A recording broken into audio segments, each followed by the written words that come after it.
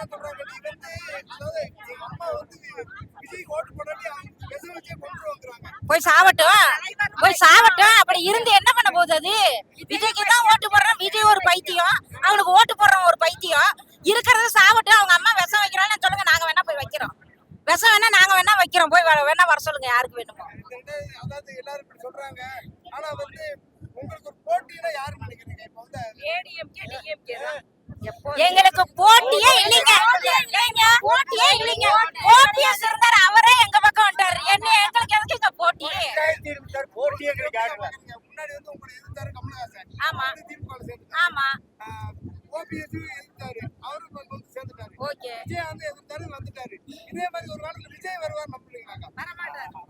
அவரே வந்தாலும் எங்களுக்கு தேவையே இல்லை. தேவையில்லைங்க.